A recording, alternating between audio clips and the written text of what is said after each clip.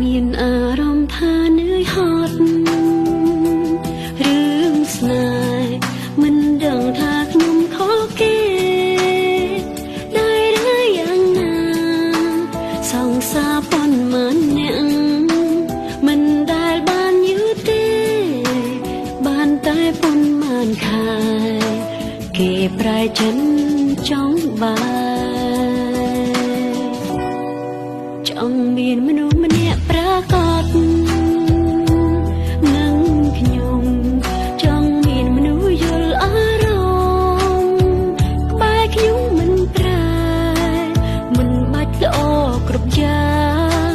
សុំតែចេះស្មោះស្នេហ៍មនុស្សបែបនឹងមានទេជួយប្រាប់ខ្ញុំផងណា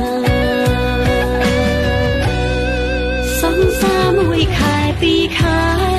ខ្ញុំជួបច្រើនណាស់មកហើយតើពេលណាទៅនាំឲ្យជួបមនុស្សដែលខ្ញុំប្រាថ្នាខ្ញុំហត់នឹងការបែកគ្នាហត់នឹងយំព្រោះស្នេហាដងពីបាក់ទ្រាំណាស់ដងនេះលែងចេះតែយកតាមចិត្តម្ដងនេះលែងឲ្យជីវិត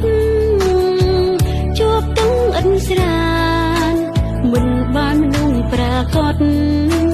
នៅម្នាក់ឯងក៏បានព្រោះខ្ញុំលែងចង់មានសង្សារមួយខែពីរខែ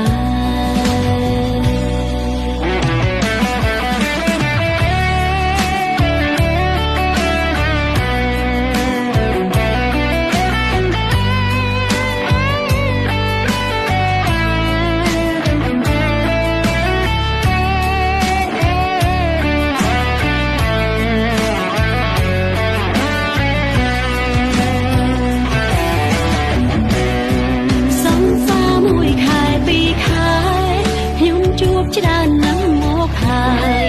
តើពេលណាទៅនាំឲ្យជួបមនុស្សដែលខ្ញុំប្រាថ្នាខ្ញុំហត់នឹងការបែកគ្នា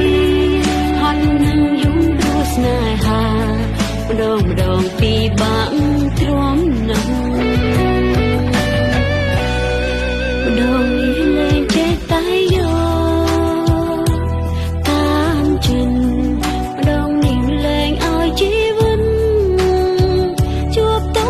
ស្រានមិនជួបមនុស្សប្រាកដនៅម្នាក់ឯងក៏បានព្រោះខ្ញុំលែងចង់មានសង្សារមួយខែ